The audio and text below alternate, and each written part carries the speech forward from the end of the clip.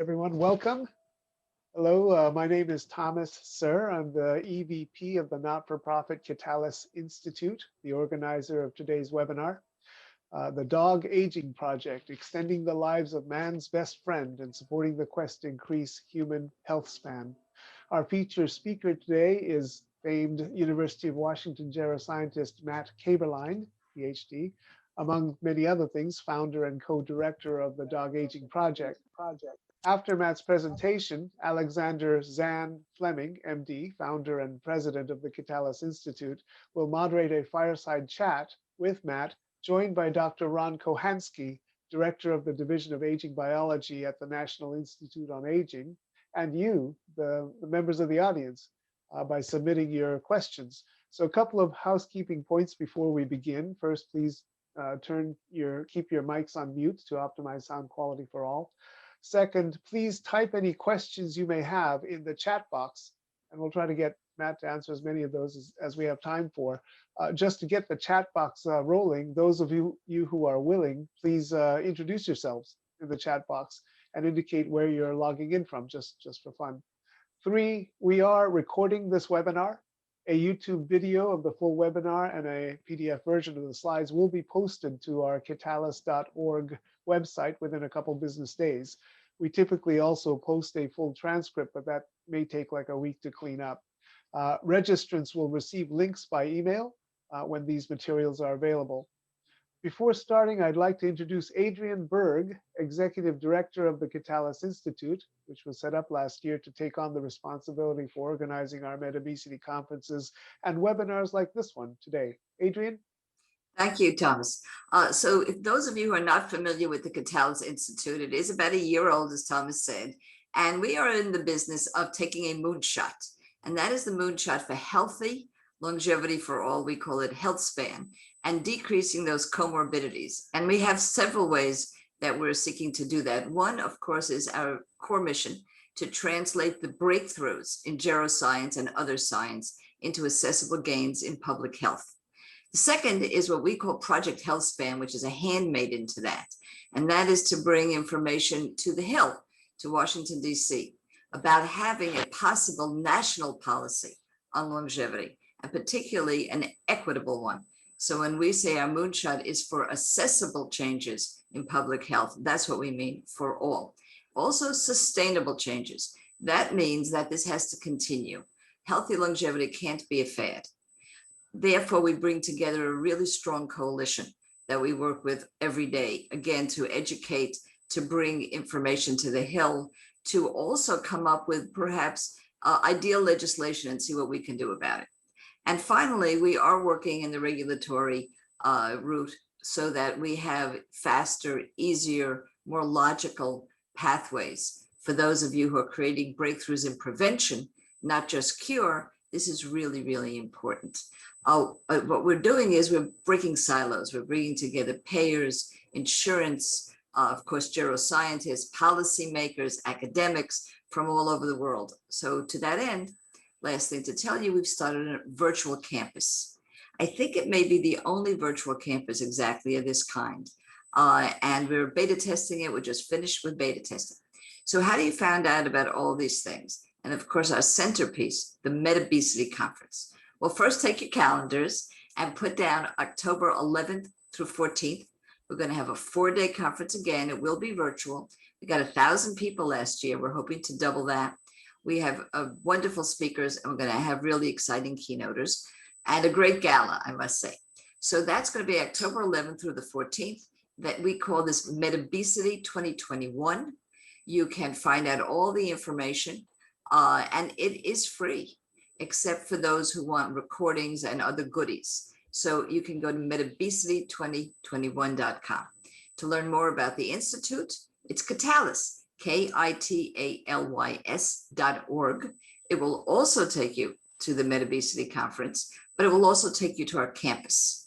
And if you're interested in becoming a member, we can start forums, special interest groups, and hopefully have a lot of fun. So I will put in the chat all of the particular websites that are important to you, and I hope you'll join us and be part of this terrific moonshot. Okay, Thomas, back to you. Thanks very much, Adrian. I now turn the mic over to Dr. Zan Fleming to introduce Matt. Well, thank you, Thomas and Adrian. It's a great pleasure to introduce Matt, who really needs no introduction in the community of neuroscience. Matt is a professor at University of Washington in Seattle and a leading investigator in the field of neuroscience. I won't take any more time to try to detail Matt's stellar career, but what you will be most interested to hear is Matt's remarkable program that centers on dogs. We are going to the dogs today. So Matt, take it away. All right. Thank you, Zan. It's a pleasure to be here. I'll wait for the slides to pop up here. So, what I'm hoping to do today is I'll tell you a bit about the Dog Aging Project and our efforts to understand the biology of aging in companion dogs, and hopefully do something about it to help dogs and people live longer, healthier lives. And I'm pretty excited because I'm going to actually show you some never seen before data that is just coming out of the early stages of the longitudinal study of aging in the Dog Aging Project. But before I dive into that, what I want to do is just give a very brief but foundational, I hope, introduction to the biology of aging and why so many of us really believe that this is the future of medicine and health and longevity. Next slide, please. And so I want to start by recognizing the Dog Aging Project team. Everything I tell you about today, would really not be possible without this amazing team of people who have come together to really build the Dog Aging Project. It has grown dramatically over the last few years. And I don't have time to recognize everyone shown here, but I do want to, in particular, mention two people who have been sort of critically important to building the Dog Aging Project.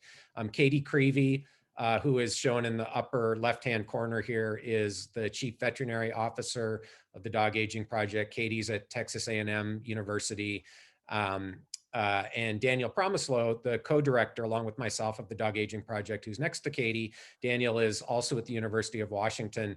And really, it's the three of us, Katie and Daniel and myself, who are guiding this awesome collaborative interdisciplinary team in our efforts to really understand the biology of aging in dogs. And the other point that I want to make is, this is really a national team. We have a number of institutions represented, shown at right, that have all sort of come together under this umbrella and this goal.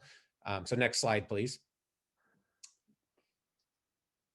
So I want to start by just talking sort of briefly about the way that I think culturally we think about health and longevity. And the point that I want to make is that, for the last couple of centuries at least, particularly in the Western world, our view of health has really been centered around disease and in particular individual diseases. And what I mean by that is that almost all of the approaches to thinking about health, whether we're talking, clinically among physicians or in the biomedical research community, are really focused on one disease at a time. And so typically the way that we approach health is we wait until somebody is sick with something, and then we try to optimally cure that disease. But more often than not, really what we do is try to alleviate the symptoms. But it's really focused around individual diseases. And that's true in human medicine, that's true in veterinary medicine. And I really think of this as sort of the old-fashioned way to thinking about health. Next slide, please. Because, if you think about these diseases, and what's shown here are really most of the major causes of death and disability in developed countries. If you really stop to think about these diseases, you'll recognize that they all have at their root a single greatest risk factor. And it's not how much you eat, or whether you smoke, or how much alcohol you consume, or whether you exercise. It's how old you are. So there's this biology of aging that is underlying the risk for developing many of these diseases. And so I think that that needs to become a paradigm shift in the way that we think about health, is to recognize that most of the major causes of death and disability have at their root a single greatest risk factor, and that's how old you are. And I think sometimes we get lost in this debate about whether the biology of aging causes these diseases. I think the data are pretty clear that it does, but I also think it doesn't matter, because we can all agree that the biology of aging is permissive for these diseases. I don't think you can argue with that, right? That age is the greatest risk factor for all of these diseases. And we know that there is a biology that underlies aging. And so the implication of that, recognizing that fact, the implication is that if we can target that biology of aging, next slide, please, we have the opportunity potentially to delay the onset and progression of all of these diseases at the same time. So this is what I think of as 21st century medicine. This is where we need to get soon. We know enough about the biology of aging now to actually start to move some of these things into the clinic, to ask the question whether or not the interventions that we know about now can have this effect. And I absolutely believe that we'll get there. I think this is where the practice of medicine, human medicine, veterinary medicine is going. And so that's why I refer to this approach of targeting aging directly as 21st century medicine. Next slide, please. I do want to make the point that, that this is really about maximizing the period of life that is spent in good health, free from chronic disease and disability. And so this is the concept of healthspan that Adrian mentioned as well. The idea here is not so much to make people or dogs live longer. The idea is really to push the diseases of aging back as far as possible to maximize the period of life that is spent in good health, free from chronic disease and disability. Next slide, please. So just a couple of more sort of high level ideas. One point I want to make is that this is really biology, right? I think sometimes when scientists who study aging biology start talking about slowing aging or reversing aging, it sounds sort of like science fiction. I just want to make the point this is science fact. And that's actually really quite easy to understand if you simply look across the animal kingdom, right? That nature has figured out how to modify rates of aging by many orders of magnitude. And so what's shown here are just a collection of animals that age at dramatically different rates, ranging from a few months to a few years, to dogs, which I'll obviously talk more about in a few minutes, which which age, somewhere between 7 to 10 times faster than people do, to some animals that live much longer than humans do. So the only point I want to make here is that, biology, nature, natural selection has figured out how to modify rates of aging over quite a wide range. And if we can understand what the mechanisms are there, that gives us a potential handle to modify aging to influence health and longevity. Next slide, please.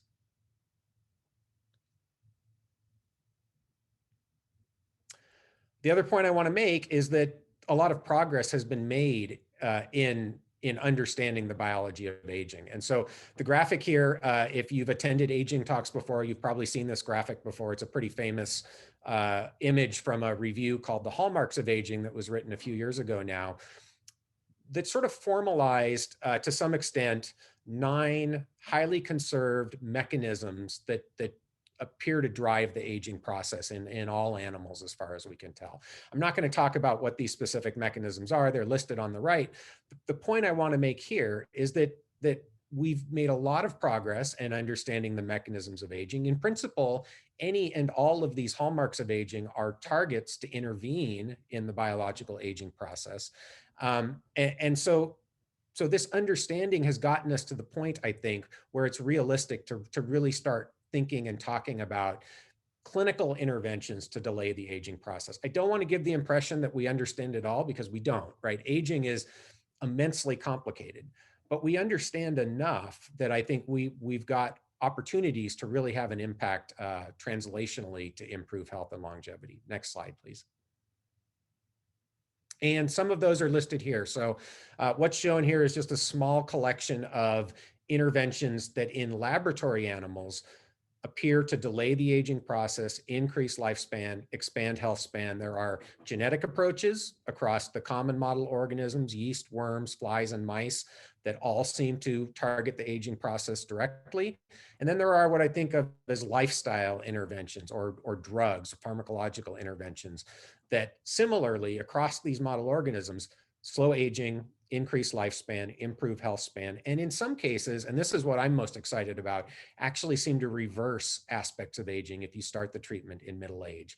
And I'm going to talk a little bit more about a specific drug, rapamycin, which is highlighted in red here, and it's a known inhibitor of mTOR, the mechanistic target of rapamycin, which is also highlighted in red. So many of these drugs or lifestyle interventions seem to target the known genetic pathways that regulate aging. Next slide, please. And so rapamycin in particular is a drug that we are taking forward in the Dog Aging Project to test whether or not rapamycin can slow aging in pet dogs. I'll talk more about that in a few minutes. And the reason why we selected rapamycin as sort of the first drug to move forward in the Dog Aging Project is because it is, to date, the most effective and reproducible longevity drug in laboratory animals and in mice in particular, where many labs now over several years have shown that rapamycin consistently slows aging, increases lifespan in mice. The typical range of lifespan extension, average lifespan extension, is on the order of 15 to 30%. There are a couple of features of rapamycin in particular, though, that make it, I think, a really promising candidate to move forward, to bring into the real world, to test whether or not it can affect aging. One is that it works, and by works, I mean it appears to delay or reverse aspects of aging and increase lifespan. It works when treatment is started in middle age. And it even works if you do transient treatments started in middle age. And that's the graphic that's shown at the bottom on the left. This is a study from my lab where we took 20-month-old mice. We treated them with either control, which is the vehicle in blue, or rapamycin for 3 months.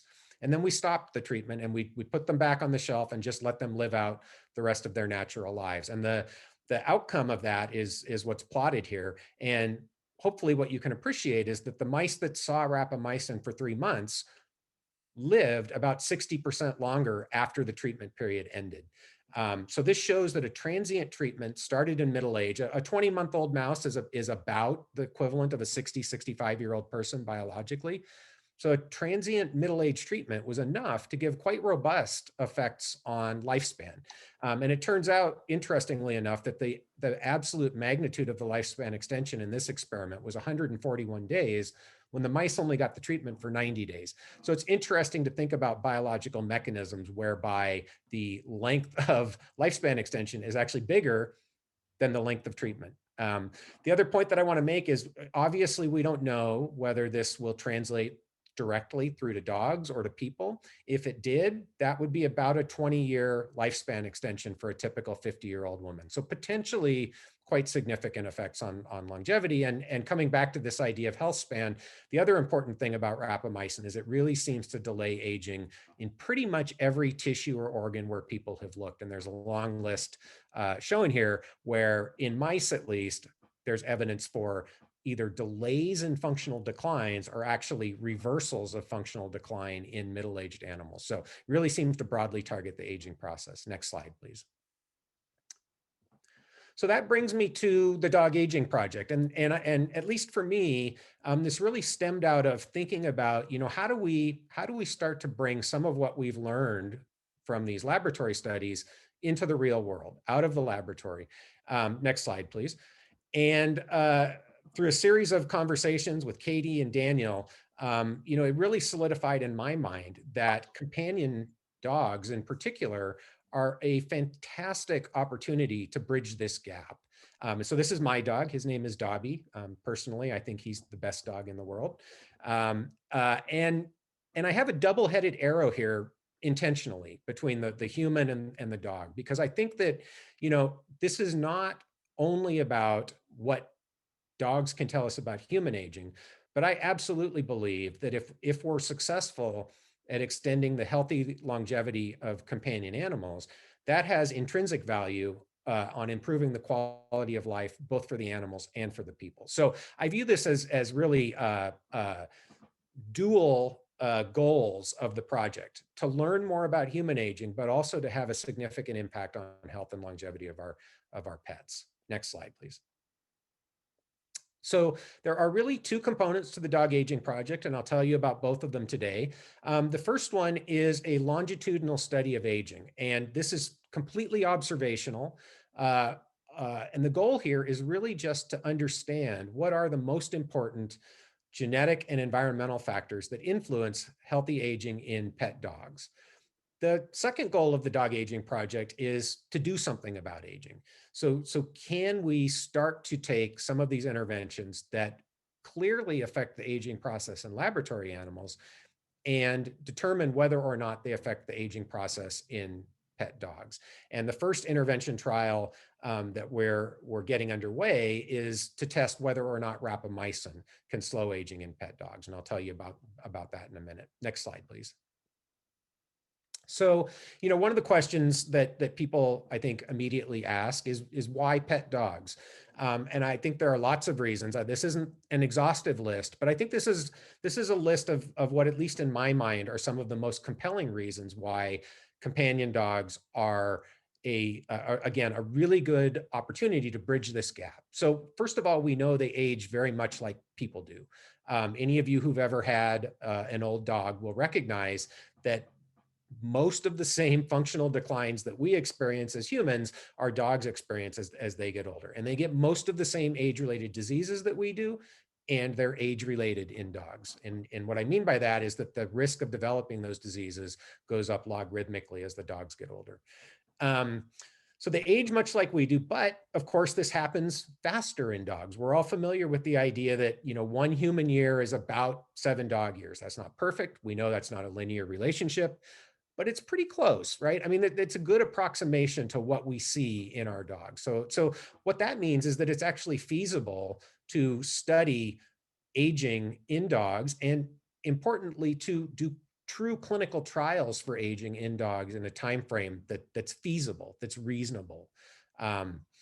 Dogs also have this really powerful genetic architecture where we've got a couple hundred purebred breeds of dogs, and then on top of that, we've got this mixed breed population, right? So it's actually a really neat combination of sort of inbred strains, so to speak, with a mixed genetic population on top of that, and that's super powerful for mapping phenotypes. The other thing about dogs that's really powerful is they have very large diversity with almost any trait that you think of. In fact, I've heard it said that dogs are the most phenotypically diverse animal species. Certainly, if you look at body size, think about the difference between a Great Dane and a Chihuahua. That's much greater diversity than we see among people. So that combination of genetic architecture and diversity of traits is quite powerful for mapping genes, genotype onto phenotype. And I think this is probably the third one. It may be the most important from the perspective of geroscience, which is that our pets share our environment. And that's something that we just cannot model in laboratory animals. In fact, most of the time in the laboratory, we do everything we possibly can not to model this, right? To limit the environmental variation. But if you want to really start thinking about translating geroscience to humans, you darn well better start thinking about variability in both genotype and environment. And I think this is a really powerful feature of dogs. With the exception of diet, they share the human environment in pretty much every way you can imagine. And so the images on the right here are sort of meant to illustrate that in a little bit of a humorous way.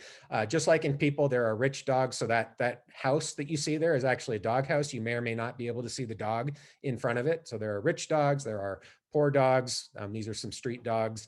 There are dogs with healthy lifestyles. So the dog that's out hiking and on the top of the mountain. And then there are dogs that, like people, have questionable lifestyle habits. And obviously dogs don't smoke typically, but they do breathe our air, they do drink our water, and we will have the information on air quality and water quality from the zip code where the dogs live. And most owners don't give their dogs bottled water, right? So this again is aspects of the environment that I think we'll be able to understand how those environmental features have an impact on health and longevity.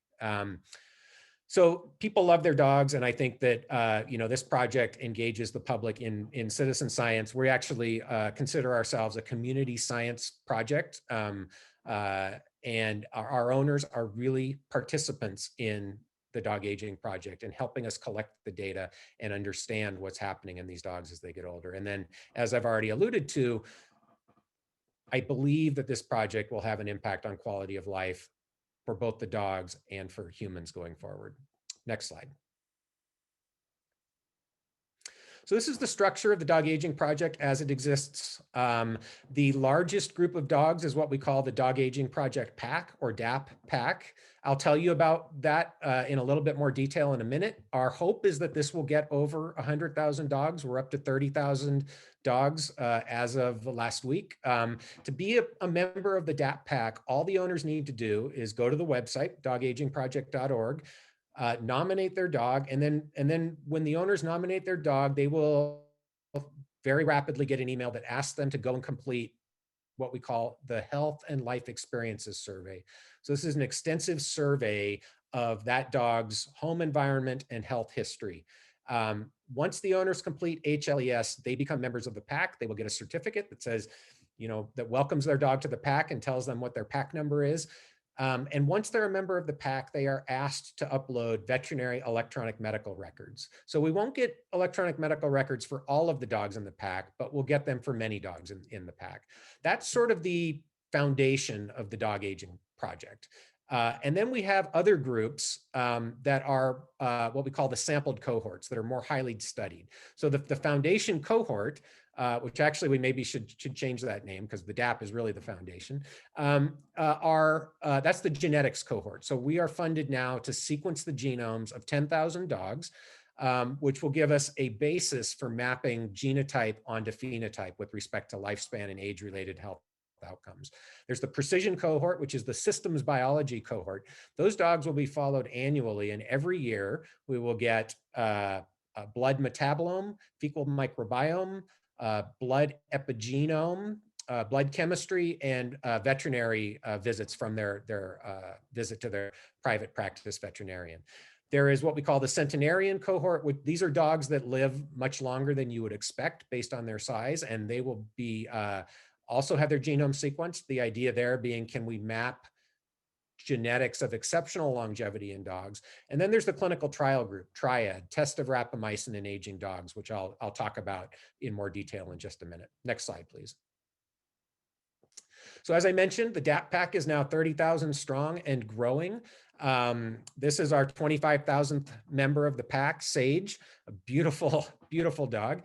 And you can see a map there of the United States, which shows you sort of a distribution of where our dogs are located. So currently, the DAP Pack is limited to dogs in the United States. It's one of my goals, that we will make the dog aging project truly international in the near future. At this time, though, any dog anywhere in the United States is eligible to participate in the dog aging project. And as I mentioned, to be a member of the pack, the owners complete HLES. We ask them then to upload an electronic medical record. And at that point, we have a lot of data on these dogs. Next slide, please.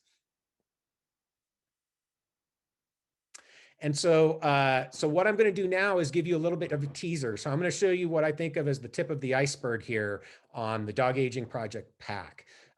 All of the data that I'm going to show you is sort of very high level, and all of it comes from owner survey. And so I think it's important to understand that, right? Everything I'm going to show you now is owner reported. This is independent of what's in the electronic medical record, what comes from the veterinarian. And one of the things I've been quite encouraged about is how good the data looks. So I think our owners are pretty good at telling us about their dogs. But HLES, depending on the branching trees that the owners go down, could have up to almost 5,000 questions across 10 categories. Most owners won't answer that many questions, but it's pretty extensive set of data that we've got on 30,000 plus dogs now. I mentioned the veterinary electronic medical records. We've also rolled out cognitive assessments, which I'll tell you about in a minute, to all of the dogs and owners in the pack. Next slide, please. So this is just some very, again, high level demographic information on the dogs in the pack. This is not quite up to today. This is a few weeks ago where the pack stood at about 27,500, but I don't think it's changed much. So one thing you can see is we've got a pretty good distribution of ages. We are light on puppies, so we are actively trying to recruit young dogs. So if any of you have puppies or you have friends who have puppies, please encourage them to go to the Dog Aging Project website and sign their puppies up. But we do have a pretty good distribution. And so this is a nice starting point for the longitudinal study of aging. We also have a pretty good distribution of sizes. You can see we're pretty well spread across different size groups. Note these are the sizes here are shown in kilograms, so multiply that by about 2.2 to get to pounds. So we've got a pretty good group of dogs in every weight category across the pack. Next slide, please. We've also got a pretty good breakdown of male and female. We're about 50-50, but as you'll note, most of the dogs in the pack are sterilized. They're either spayed or neutered. That's not surprising at all. Most companion dogs in the United States, especially when they're getting to be a little bit older, are sterilized. But we are interested in recruiting specifically intact dogs to try to get a few more intact dogs. This is something that I think a lot of times people don't appreciate immediately, is there are really four sexes in some ways in companion dogs. There are intact males and females and sterilized males and females. And it certainly seems likely that sterilization will affect the aging process. Daniel Promislo has published some data on this suggesting that that's exactly the case, that sterilized dogs tend to die from different diseases than intact dogs. So there's certainly interactions there with the biology of aging that are going to be important.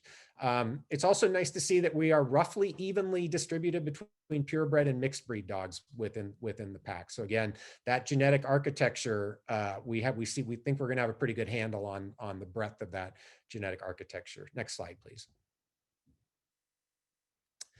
So this is the general health status, owner reported again, of the dogs within the pack. You can see most owners feel that their dogs are in excellent health.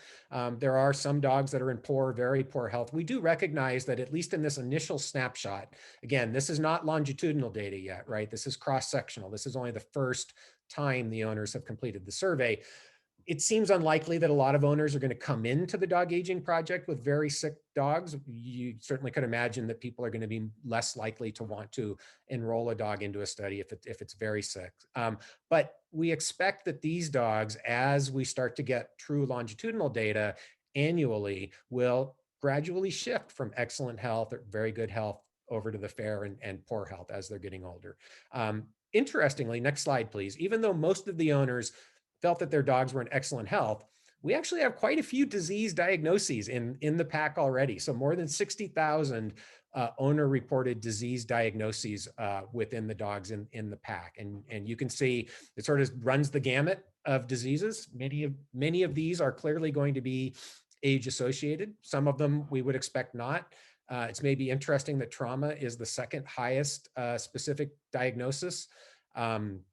I'm particularly interested in dental and oral disease because I believe that the mouth is going to be a very important window into the rest of the body with respect to aging. But I think it's nice to see that we have, it's not nice that these dogs have 60,000 diagnoses. I don't mean that, but it's nice to see that we've got a pretty good breadth of diseases across many tissues and organ systems. Next slide. And I don't have time, obviously, to show you now how these diseases are broken down. I just wanted to give you a feel that for each of those specific diseases, if the owner says, yes, my dog has had a diagnosis of cancer, for example, that takes them on a branching component of the survey to dig deeper. And so with respect to cancer, we get then information on where the cancer was located and the type of cancer. And I also like to show this graphic because I think it reflects, again, the fact that this is owner reported. So you probably can't see it, but the fourth bar over is other for the location. And And there's an unknown here. Sorry, now I can't even see it. The point here is that for location, the owners were very good. Like they knew where the cancer was located, but the unknown was quite high. I think it's the third one over in type. So the owners knew where it was located, but they didn't necessarily know what kind of cancer their dog had. And so that's where I think the veterinarian electronic medical records will come into play, where we can then cross-reference the information the owners are able to provide with what's in the electronic medical record. So I think our owners are really good at providing us with lots of data, but there are certain cases where the owner reported data is not going to be as good as what's in the electronic medical record. Next slide, please. So, so now we can start to look at the data. And again, I'm just going to show you a quick snapshot that we think the data looks pretty good. So it's reassuring to see that owner reported walk speed goes down with age. That makes sense. Walk speed goes down in people with age. It's nice to see that owner reported walk speed for their dogs also declines with age. We are actively working to try to incorporate activity monitoring into the precision cohort, the systems biology group, as well as the Triad dogs, the dogs in the test of Rapamycin in aging dogs, to get a quantitative measure of activity. But we think this owner reported walk speed is going to be pretty good. Next slide, please. And when we start to look at individual disease types, it's also reassuring to see that owner reported diagnoses of disease shows the age-related relationship that we would expect. So for kidney disease, now note this is a logarithmic or semi-log plot. So the y-axis is a log scale, and we see the expected increase on a log scale linearly with age for kidney disease across body sizes. Next slide, please. So this is small, medium, large, and giant. What's interesting here is if you break it out by male versus female, so females are in red, males are in blue, for every body size, male dogs seem to have a lower risk of kidney disease at a given age than female dogs. So there's some interesting biology related to the sex of the dog there. Next slide, please.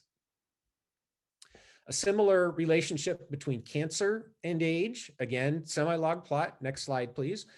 In this case, males versus females, it's the neutered affected. Sorry, I didn't catch that. Males versus females, is this independent of neutered status? Yes, that's right. So we did not, we don't have enough intact male and female to really get, I think, great statistics at this point. I believe that data was pooled for intact and sterilized. In this case, for cancer, if you look at now by body size, in every case, again, there's what appears to be a essentially linear relationship on a semi-log plot, but at every age, larger dogs are at higher risk of cancer than smaller dogs. This again makes sense. That's not going to shock anybody in the veterinary world, but it fits very well with what we anticipated and with the idea that at least in certain organs and tissues and for certain types of diseases, big dogs are aging faster than small dogs. Next slide. One of the things that I think many of us are quite interested to look at in the Dog Aging Project PAC data is multimorbidity. So this question of, how often do dogs experience more than one disease of aging or diagnosis of aging? And in particular, when they do experience multimorbidity, which diseases go together? Next slide, please. So what's shown here is the multimorbidity going up with age. Again, not surprising. As dogs are getting older, they tend to have more than one disease of aging.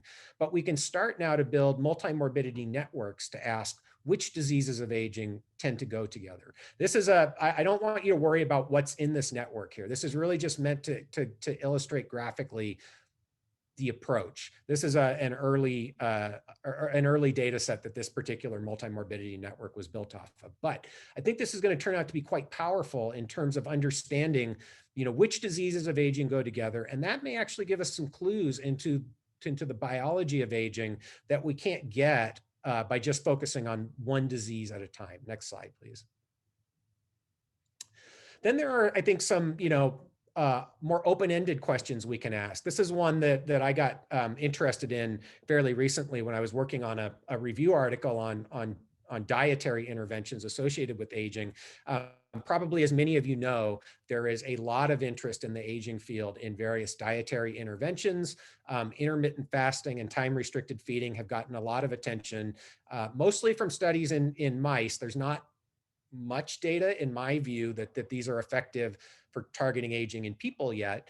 But I think dogs may present sort of an interesting natural model of time-restricted feeding, right? And what I mean by that is that some dogs get fed once a day, some dogs get fed twice a day, some dogs 3 times a day, some dogs, essentially their owners give them access to food whenever they want it, all day long, so ad libitum. So can we ask some questions now, whether or not meal frequency itself is associated with health outcomes during aging? We can certainly ask the question. I think we will see what the answer is, but I think this may be an interesting way to think about natural time-restricted feeding in the real world, and we'll see what comes out of that. Next slide, please. So the last piece of data I want to show you from the pack has to do with dogs and dementia. So sort of unlike mice, naturally aging dogs will develop clinical dementia that shows neurological features that share similarities to Alzheimer's disease. I think it's an open question, do dogs get Alzheimer's disease? People will argue one way or the other. Certainly they show some neuropathological features in dogs that have dementia that look something like neuropathological features in people who have Alzheimer's disease. And that's so dementia in dogs is clinically diagnosed as canine cognitive dysfunction. And it's been shown that it can be diagnosed reliably by owner questionnaire, and that this questionnaire actually matches very well with a diagnosis by a veterinarian of canine cognitive dysfunction. So we have slightly modified this questionnaire for the Dog Aging Project. We call it the Canine Social and Learned Behavior Survey. It's a very minor modifications that doesn't change the scoring criteria at all. And so this questionnaire has been validated in dogs as a binary instrument for diagnosing canine cognitive dysfunction. So a score above 50 in a given dog is diagnostic of CCD, of dementia. So one of the questions that we're interested in asking is, can this tool be used in a continuous way? Rather than a yes/no, can we get information about cognitive function just from this survey tool that is potentially predictive of declines in cognitive function and dementia that these dogs may progress into? And then the obvious first question is, what is the relationship between CSLB score and age? Next slide, please. So we've sent the CSLB survey out to all of the dogs, all the owners whose dogs are in the pack. Again, just to remind you, greater than 50 is diagnostic for canine cognitive dysfunction. This is just a histogram of the scores that we got back. And it's a little bit hard to see. Most of the dogs, this is what we would expect, do not have canine cognitive dysfunction, but there is a tail there that extends out where we have hundreds of dogs in the pack that do have CSLB scores above 50. So we do have a significant number of dogs in the pack that based on this survey instrument would be diagnosed as having canine cognitive dysfunction. Next slide, please. So we can ask the question, if we just look at the average CSLB score as a function of age, does it go up? And this is data that Noah Schneider-Mackler just put together this week for me when I asked him if he could do this for this webinar, and it does, which is great, right? So this is, I think it doesn't prove that this survey instrument can be used in a continuous manner, but it sure looks like it can. It's quite striking how CSLB score increases, which again, remember, the higher the score, that's moving you closer and closer to a diagnosis of dementia. Increases with age, and it looks like a pretty striking exponential increase with age. So this is, I think, really interesting and encouraging. The other thing that's interesting to note is there isn't really a difference by size. So, I showed you before that for cancer, big dogs are at higher risk at every age. For cognitive dysfunction, that doesn't seem to be the case, or at least this measure of cognitive dysfunction. And this fits really well with emerging data from Noah's group and Evan McLean's group that that diagnosis of CCD does not seem to scale with aging rate in big dogs. In other words, it scales more with absolute age than with relative, what we think of as relative biological age. So body size, so what this might suggest is that for brain aging and dementia, big dogs don't age faster than small dogs, which is really, I think, interesting to think about what the mechanisms might be there. And I believe there's a little bit of human data supporting this and this idea in people as well. So I think that this is really interesting biology to think about in the future. Next slide, please. Okay, so that's it for the pack. Now I'm just going to take about 10 minutes to tell you about rapamycin, the test of rapamycin in aging dogs. So again, the goal here is to really answer the question, does rapamycin slow aging in pet dogs? I already mentioned why we started with rapamycin, that it's the most effective longevity drug in laboratory animals. So the design here is to enroll 350 dogs. They will be equally randomized between placebo and rapamycin. It's double-blind, placebo-controlled. The entry criteria are that the dogs have to be at least 7 years old and between 40 and 100 pounds. The reason for those two criteria are we need a middle-aged population that's aging rapidly, right? Big dogs will not live as long as small dogs. In order to see an increase in lifespan or an improvement in health, right? The placebo group, you have to be able to see a change from that placebo group. So that's the reason for those criteria. The other criteria that's really important, and this is not unique to Triad, this is true for any clinical trial that you want to do that's a true clinical trial for the biology of aging. Our dogs have to be of normal health status for their age. And what I mean by that is they can't have overt age-related disease. This is a real challenge. How do you define normal health status? I've tried to get away from even using the word healthy anymore when I talk about old dogs or older people, because that implies that there's nothing wrong with them. I think we all know that our functional status declines as we get older, and that's true in dogs as well. But they have to be normal for their age. And so really mapping out what a normal health status is a real challenge in dogs and people. And you run the risk on both sides of that. If you're too stringent, you'll have a population coming into your clinical trial that's too healthy. You might not see a benefit. And if you're too loose, you'll have a population coming into your clinical trial that's too sick. You might not see a benefit. So it's a real challenge. And we can talk more in the discussion about some of the ways we've tried to approach that. Lifespan is the primary endpoint, but we're looking at multiple secondary endpoints to really get an assessment of health span, including heart function, disease incidence, cognitive function, activity. And we've completed 2 preliminary clinical trials. One was a 10-week clinical trial in the Seattle area, no evidence for side effects, potential evidence for improved cardiac function. And the second was a 6-month clinical trial at Texas A&M University. Next slide, please. I'll show you just one piece of data from that first clinical trial. This is published if you're interested. There's a lot more data in that paper. This is looking at fractional shortening, which is a measure of age-related left ventricular function. So you can think of it as a measure of how effectively is that chamber of the heart contracting and pumping blood with each beat. Again, this was a small trial, 24 dogs, 8 got placebo, 16 got rapamycin. And what's shown in the graphic on the right here is the fractional shortening percent before and after treatment. So the x-axis is baseline, the y-axis is week 11. That dotted line is y equals x, which would mean any dog that falls on that dotted line showed no change in function over the course of the clinical trial. The blue circles are the placebo-treated dogs. The red triangles are the rapamycin-treated dogs. And what I hope you can appreciate is that the blue circles tend to be distributed more or less randomly around the dotted line, although more of them fall below the dotted line, which would be a decline in function, whereas the red triangles tend to be either above the dotted line or on the dotted line. And I like looking at the data this way because if you look at the red triangles, the rapamycin-treated dogs that are above the line that showed a putative improvement in function, they all tend to be those dogs that came in with low function or lower function. I think this is something that may be the case again with clinical trials and aging. The individuals, for whatever functional parameter you're looking at, that come in with lower function are the ones where you're most likely to see the benefit. That actually kind of sounds obvious when I say it out loud, but I don't think we think about these things when we're designing these clinical trials necessarily. So it'll be interesting to see whether or not this holds up in the in Triad. But I think that concept is important to consider when we're thinking about clinical trials in aging. Next slide, please.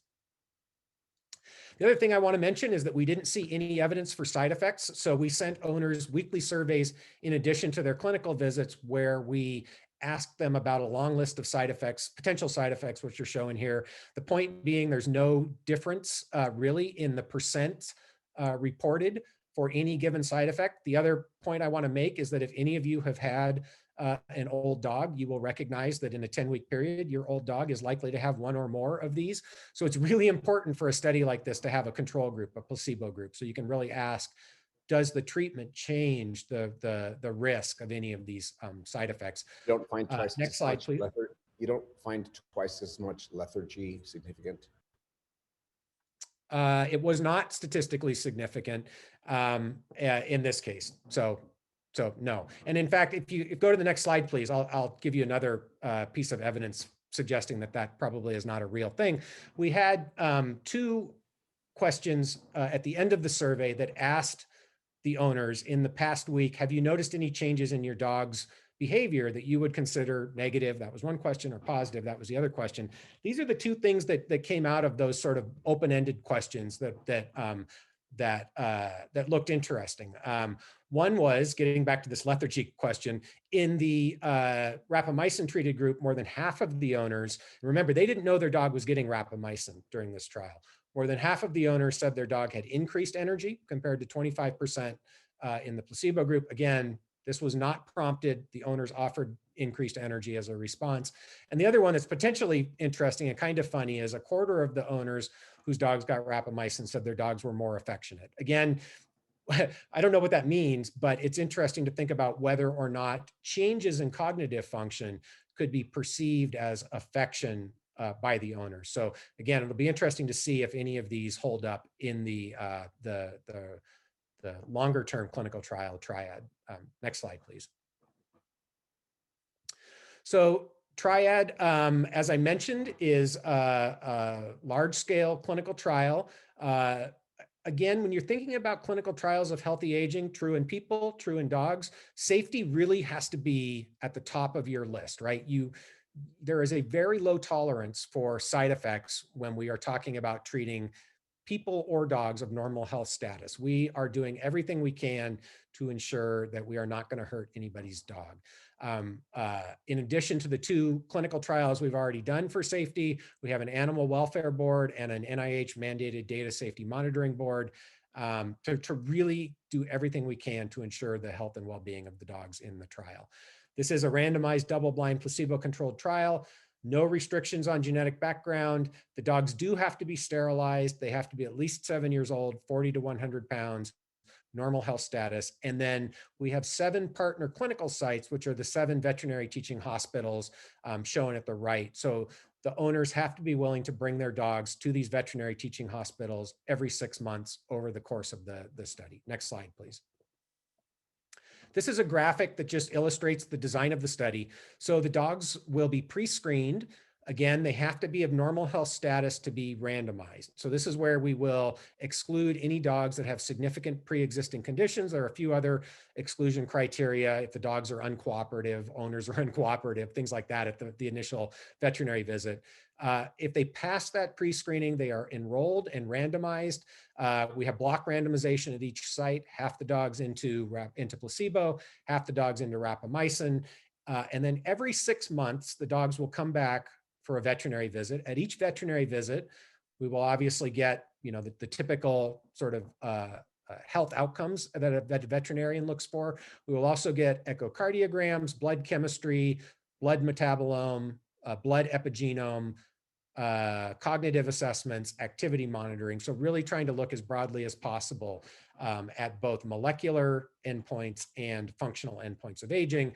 The treatment period is 1 year, and then there's a 2-year follow-up period, but the owners will bring their dogs back every 6 months over the entire 3-year period of the study. We are using the standard rapamycin molecule, the generic form of the drug. with an enteric coating, which is provided by a company called Trivium Vet. Dose is 0.15 milligrams per kilogram, provided once per week by the owner. As I mentioned, 1-year treatment, 2-year follow-up. And our goal is to have 100 dogs randomized by the end of 2021, all of the dogs in 2022. Next slide, please. So, so that's where we're at. Just to, again, I'll tell you a little bit about our timeline and where we think we're going to be. So we are now starting to get the first set of dogs who have been in the pack for 1 year, which means we're starting to get true longitudinal data as they come back and complete HLES at their 1-year anniversary. Now we're going from a cross-sectional study to a longitudinal study, which is super exciting, and we can start to see changes. We will be getting the first longitudinal data for the cognitive function in 2022. Our goal is to have all of the foundation dogs, that's the genetics cohort, enrolled this year, half of the precision dogs enrolled this year, that's the systems biology group. And then I mentioned our timeline for Triad. My hope is we'll get the pack up to 50,000. And so this is where any of you listening, if you're not already a member of the Dog Aging Project pack, you can nominate your dog. You can tell your friends, they can nominate their dog. So we can help get the pack up to 50,000 dogs by the end of 2021. We're really honored to have Ron Kohansky, the director of the Division of Aging Biology at NIA, and I'll introduce him in just a second. But he has to run for another meeting, and before he does, we just wanted to squeeze him in. Yeah. You know, Ron is a terrific resource and government servant. He brings a distinguished academic career before he joined NIA back in 2005. And he currently is the director of the Division of Aging Biology, which you very well know because he had something to do with the funding of your program. Ron is also co-founder and the current leader of the Trans NIH Geroscience Interest Group, which was initiated a decade ago by Ron's predecessor, Dr. Felipe Sierra. And this program includes program officers from most of the centers and institutes across NIH. So he's really at ground zero of NIH research, both intramural and extramural, and a terrific resource. And I just wanted to bring you on to say a few words, Ron, if you could perhaps comment on your role in catalyzing age-related research at NIA. And you might, as you wish, comment or even give some background on how Matt evolved his own program. So Ron. Sure, thank you very much, Zan. It's an honor and a pleasure to be able to address the group. I've met many of you in either virtually or in person in many contexts recently. And thank you, Matt, for yet another brilliant talk on this topic. Matt, if I'm not mistaken, was trained with Brian Kennedy and worked in aging using the fungus yeast. So you come a bit of a way from that organism to dogs. One of the things that we ask in the Geroscience Interest Group is what are the appropriate animals for translational geroscience? And one of the first answers is dogs. And the dogs share our environment. They share a lot of our emotional content. And when it comes to asking about the history of an animal, pet dogs are extremely important because their histories are quite often very well known, either through the American Kennel Club and their breeding programs, or through the owners themselves, as well as dogs that are rescue dogs where you know that they've had some traumatic experiences. All those things figure into some of the issues of diversity and disparity in health. The dogs represent those. Matt mentioned the pollution and knowing this by zip code. This is exactly parallel to research that's being done in human populations. One of the things about the history of this program that was made very clear early on by anybody who was involved in it, actually, not me specifically, although I'm a strong supporter of it, to put it mildly. We know a lot about human physiology from dogs. We know about insulin. Pacemakers were worked out in dogs, organ transplant in dogs, hematopoietic stem cell transplantation. The Starling cycle was worked out in dogs in England by Dr. Starling, of course. So dogs are critical in terms of their utility in medical research, as well as the comfort they bring to us as companion animals. So we don't support the whole program. I wish we did. But one of the things that we do in collaboration with Matt, Dan, and Kate is that we try to encourage additional aspects of the dog aging program.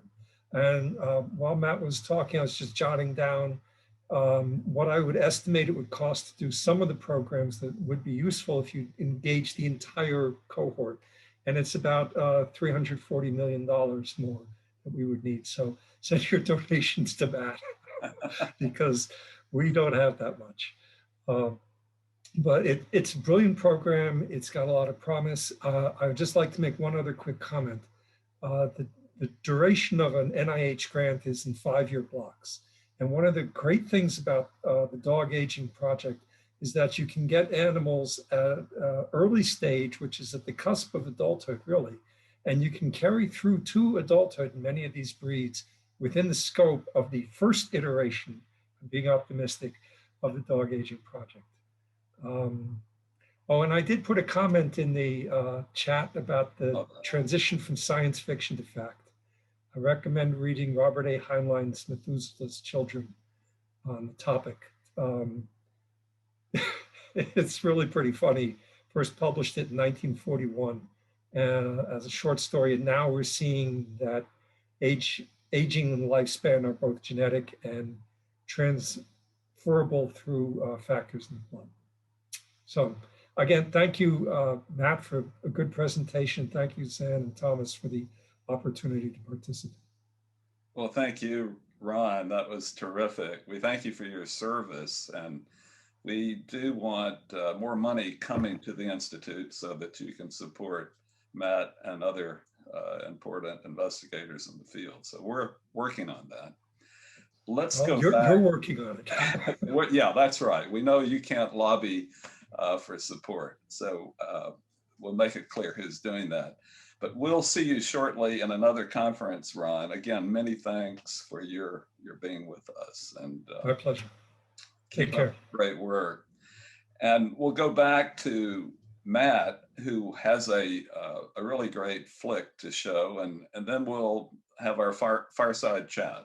We'll bring Thomas in with all of your questions. All right, thank you. And Ron, thank you for your support over the years. Really immensely appreciated. So thank you so much. Well deserved.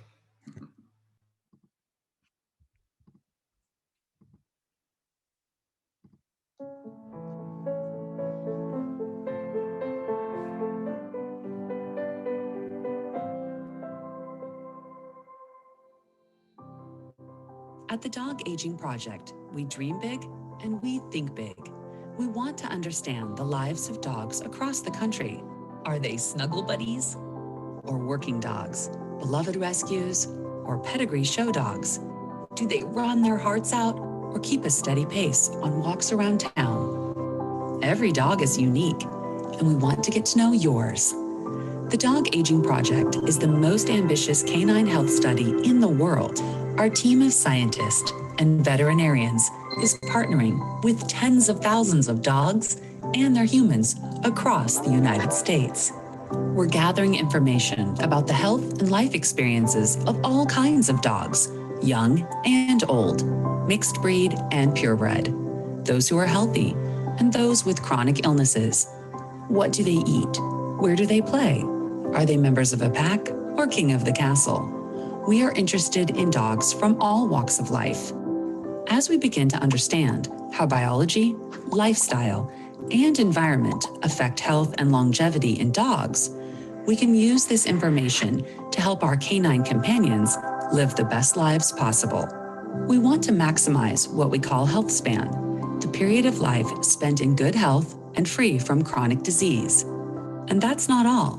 What we learn about dog health and longevity will make a profound contribution to our understanding of human health. Like us, many dogs experience physical and cognitive declines. They are susceptible to the same diseases that we are, like cancer, diabetes, and arthritis. Dogs share our environment, and like humans, they have access to a sophisticated healthcare system. By studying the aging process in dogs, we can discover better ways to predict, diagnose, treat, and prevent these illnesses. Our participants truly are citizen scientists, collecting data for our research project through surveys about their dog's health and life experiences. We provide tools and support so the dog owners can take body measurements, submit canine DNA samples, or record their dogs doing everyday activities. These dogs continue to live and play at home with their families, while our team uses this information to unlock the secrets of healthy aging. But the Dog Aging Project isn't just a research study. We're a community. Members of our project are building lifelong relationships with fellow dog lovers and sharing all the milestones they reach along the way. Dogs have a lot to teach us, not just about health, but about compassion, responsibility, and unconditional love. We never have quite enough time with our dogs, and when they're gone, we're never quite the same. What if we could help our best friends live longer, healthier lives? That's what the Dog Aging Project is all about. Will you join us?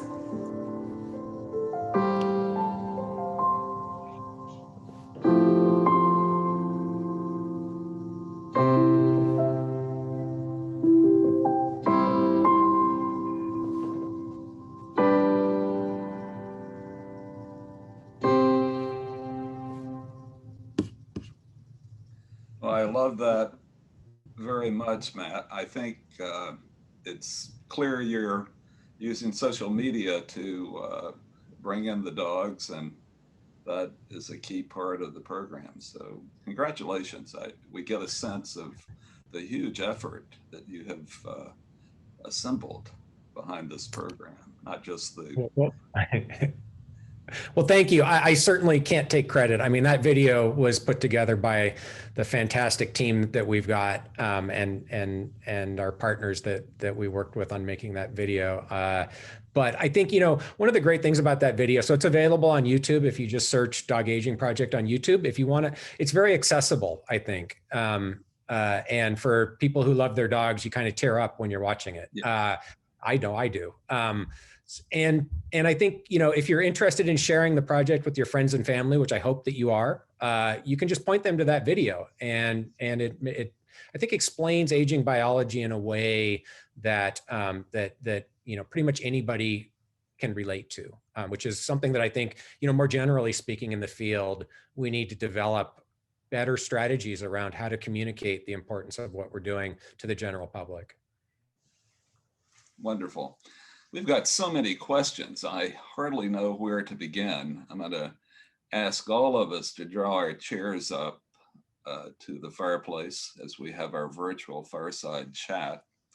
I wish that we could go on for a couple of hours and bring in a few bottles of wine, but let's just take advantage of the remaining time to put a few questions to Matt and Thomas. Why don't you start off with one of the questions. I regret we cannot take questions directly from the floor just because that's going to be not feasible. So too many of us here today. Yeah, too many drawing up by the fireside. But Thomas has got your questions, and he's going to try to pass them on to... It's not quite in order, but Matt, following your last point, basically a call for recruits to the Dog Aging Project, people are asking, what about rescue mutts, shelter dogs? You don't know their history before they arrive there. Do you accept them? We do. So again, any dog can be in the pack. In order to be eligible for the sampled cohorts, there are certain criteria around, especially date of birth. Like, you don't have to know exactly the date the dog was born, but you need to have, within a year, optimally, knowledge of when the dog was born. So, we do need that information, but really, any dog can be eligible to participate in the Dog Aging Project PAC. The one limitation we do have is that owners can only nominate one dog from their household. This was actually a little bit of a point of contention among some members of the team. I won't tell you where I actually fall, but we did make the decision that it was important for data quality purposes, quality control, not to have more than one dog nominated from any one household at the same time. For the limited amount of time that we have, we're going to do sort of rapid fire questions and answers. So Matt, if you can steel yourself and be ready. Okay. Jose Cordera asked, this was seconded or upvoted, what is the difference between your project and George Church's dog project at Harvard? And Ron had a bit of an answer in the chat as well, but what's your quick answer? We're doing nothing related to genetic engineering. I actually have some real concerns about that in dogs. George Church's project is not studying aging. At least that would be my interpretation. And we've got 30,000 dogs. I would be quite certain they don't have 30,000 dogs. That's my short answer. So Mikhail Shepanov was asking, why is the maximum lifespan of control mice in the Rapamycin study only 500 days? And then there's a question, was it 500 days after 23 months of age or what have you? Maybe Yes. you could clarify. Yep, that was after the end of the treatment period. So that's starting at about 700 days of age. Yeah. Great. In the experiments made with mice with rapamycin, besides extending health and lifespan, has it shown any sign of biological rejuvenation, maybe at the cellular level? Well, certainly at the functional level. So in heart, oral cavity, immune system, and other tissues, there is clear evidence that you can take an old mouse, 8 weeks of treatment, functionally, those tissues and organs are working better than they did before you started the treatment. And yes, there are cellular changes that go along with that. So that actually, to me, is one of the most exciting aspects in the field in general, is we know that it's not just about slowing damage, that these interventions that we've been studying can actually rejuvenate function in an aged mouse. Hopefully that will be true in people. There's some reason to believe it will be. That to me is probably the most exciting sort of paradigm shift in the field. You can start in middle age and you can actually restore function. Thomas, let me just slip in a quick question myself. Sure. Obviously, we are keen on translating results of this and other investigation into human studies. Matt, knowing what you now know, given that it's not practical to do studies with a survival endpoint in humans, what would you start to suggest as potential endpoints for human studies? That's a really important question. So as many of you may know, this has been attempted already by Restore Bio with a rapamycin derivative looking at immune function and vaccine response. I think the drug actually worked. There were challenges with that clinical trial and the way that it was handled at FDA and the way it was designed. I think the drug actually worked, is my first statement. I also think immune function is a really hard endpoint to go after. So what are the right endpoints? Maybe right isn't the best word. What are potentially good endpoints? I'm actually pretty bullish on periodontal disease. So my lab has done work now showing that in mice, we can reverse periodontal disease in 8 weeks with rapamycin treatment. We've got some other interventions that work that we haven't published yet. The reason I like periodontal disease is that dentists know how to look at pocket depth, at bone levels, at gum inflammation, and at the oral microbiome. It's non-invasive. So you can do these studies in a reasonable amount of time, fairly inexpensively. And if we can reverse periodontal disease in people, there's a pretty good chance that these interventions are going to have effects elsewhere. I'll just make one more comment. I know we're short on time.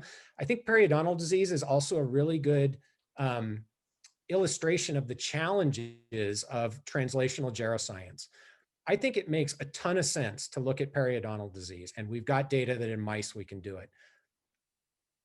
People are not interested in moving that forward on the for-profit side because of the way that dental insurance is billed. That's it.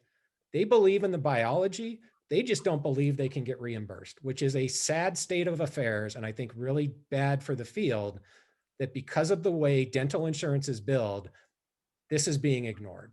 And I mean, it's frustrating, as you can tell for me, but I think it really is it's a problem, right? When you go from, something that has an opportunity, but you can't actually test it because it's hard to make money off of it. Whereas people are, in my opinion, going after crazy stuff because they think they can make money off of it. So yeah, that is an amazing concept. And Matt, we want to help with that project. Well, Adrian, that's something to put on our list. And by the way, I do have a volunteer. And we'll be signing up soon. So excellent. When it's big enough. Oh, there's Clooney. Very quickly, the Kitalys Institute is the little engine that could. We've already have an article out on what's called out of pocket, and that is eyeglasses and dentistry. Dentistry is the #1 cost out of pocket for retirees in the United States. And we're already talking with 1 or 2 people on the Hill that are interested in making that shift. But Matt, this is the first time I saw that connection with endpoints. So it's always worth to come to our webcast. You could learn so much. It's a terrific concept. Thank you very much, Matt. And back to Thomas. Okay, Robert Schmuckler-Rice asked, have you done or do you plan to do extensive sequencing of dog breeds to enable chromosomal SNP mapping of longevity and age-dependent morbidities in purebred and mongrel dogs? This could be quite powerful. Yeah, absolutely. So that is the concept behind the foundation cohort, which is the 10,000 dog genome sequencing cohort. 10,000, it sounds like a big number, and it is a big number, but I think that it's enough that we will be able to see big effects. I think we won't know for a while, whether we can get to smaller effects on longevity or specific disease risk. Again, our hope is that a big part of the dog aging project is to build the machine, right? Show people that this can be done so that in the future, whether it's us or it's other people, that it can be expanded. So ultimately, it would be great if we could get to 50,000 dogs. And that's the other thing I didn't mention, which I should have explicitly. This is an open science project. So all of the data that we are collecting goes into the Terra platform at the Broad Institute, and it will be made available to the scientific community and the general public to expand research beyond what we're able to do. So it is our hope and expectation that other people will use the data and build on it in ways that we don't have the time, resources, or maybe the smarts to do. So we really are, being an open science project is a key foundational principle of the dog aging project. If I may clarify in one sentence, Matt, that the chromosome mapping using SNPs is immensely more powerful than single site association mapping. And so you get the power of all the SNPs in a region. And we were able to map a bone density effect with aging down to a single gene with a population of 3,000. Thanks. Yeah, it was probably on the slide where I showed all the people involved in the project. So the people leading the genetics component are Josh Akey at Princeton and Eleanor Carlston at the Broad, 2 sort of world-class geneticists. And so I trust that they have a plan for how to optimally look at this data. Thank you for that. Adrian asks or mentioned that at Kitalys we're interested in social determinants and aging and how public policy can intervene against negative factors. Can you comment on the data that you might have? You mentioned dogs share our environment and so forth. What social and environmental impact on dog longevity, abuse, alone, other dogs in the home, quality of care, et cetera? What are you capturing? Yeah, so abuse is hard to capture. Most owners, that I don't think we're specifically looking at. We get extensive information on home environment, including other dogs in the home, how many people are in the home, how much time does the dog spend outside? Is it on concrete or on grass? I mean, we ask about all of that to get as much detail as we can about the environment, including social aspects of the environment. The other thing we get is demographics on the owners, right? And so we are hopeful that we will be able to capture the demographic diversity of both the dogs and the owners. This is at this point a little bit of a challenge, admittedly, for us. We are enriched among the owners for middle class to wealthy white Americans, and particularly dogs in urban and suburban regions. So we have programs that we are developing for outreach to more diverse owners and also geographic and urban diversity, right? So that, or rural diversity, so that we really try to capture that as much of the diversity of America as we can. And then, as I mentioned, in the future, hopefully we will also get to be an international project where we can start to capture some of that international diversity as well. So we are thinking a lot about diversity among both the dogs and the owners, and taking steps to try to address that. Another question, I'm not sure, Roy Yanchan, what are the potential side effects of rapamycin in dogs? I know you showed, well, what's your comment on it? Yeah, so I mean, potential side effects would be the same list of side effects that there are in people. The only real side effect that we are watching closely for in dogs is hypertriglyceridemia, so high triglycerides. We've seen that in one dog out of the 40 or 50 or so that participated in our first 2 clinical trials. It did not lead to any clinical symptoms. It came out on a blood test. That's the one thing that we are going to be really looking for, because we've seen it once. We really have seen no evidence for any of the other side effects that you might think about looking for based on side effects seen in organ transplant patients, or the low level of side effects seen in healthy older people treated with rapamycin or rapamycin derivatives. So that's the one that we're looking at. So I'm in a race with the clock here. Creon Levitt asks, what are some ideas for the causation? Why is there an inverse correlation between dog size and dog lifespan? I guess it's a big topic, but good question. Yeah, I can answer that quickly. So I mean, the real answer is we don't know completely. The strongest genetic determinant of body size in dogs is IGF-1 levels, and IGF-1 signaling in laboratory animals is well known to correlate with or inversely correlate with lifespan. So the obvious hypothesis is that it's mostly growth hormone IGF-1 signaling that's driving that relationship. That's not going to be everything, and we're hopeful that we will be able to identify other genetic factors as well. A couple of people are asking, do you know anything about an equivalent study in cats, since people love cats too? And particularly with rapamycin, if you've ever tried to give a pill to a cat, you will understand why it's easier to do this study in dogs. Yes, we know that. Jyoti Kusari asked, is rapamycin effect, is it dependent on the particular age of a dog? Unknown, right? I mean, we don't, so I think, let me take a step back and say the reason why we're doing this clinical trial is because we don't know it's going to work, right? You have to do the clinical trial to figure out whether it's going to have the effect that you are hypothesizing. So the answer is we don't know it's going to work in any dogs. There's no reason to think that age of onset in dogs is really going to have a big effect on efficacy based on the mouse data. So it seems to be the case in mice that you can start at pretty much any age and still get benefits. And we are hypothesizing it will be the same in dogs, but we don't know is the real answer. Stephanie McGrath asks, regarding the CCD survey, have you considered using the CADES or the CADES, as it's also been validated, might have better functionality, et cetera? Yeah, so absolutely. The team that put together the CSLB thought about all of those issues. I can't comment on why this was the decision that was made, because honestly, I don't know the answer. But yes, we looked at both of the validated survey instruments and settled on this one. Joe Cook asks, why not accept all comers and then subset those based on the whatever criteria of normal health or not? I think you'd want to know if the benefit is limited only to those of normal health status or contributed something even to those who are not so classified. Yep. I mean, I think that's absolutely true. The real answer is, we only have as much money as NIA gave us. So if we had twice as much money, we could do what you suggested, right? We could have twice as many dogs, but we only have statistical power, for a certain cohort size. And if we were to include other dogs of abnormal health status, we would lose statistical power to detect an effect if it was limited to dogs of normal health status. So yes, would be great to do it. Happy to do it if we had more resources.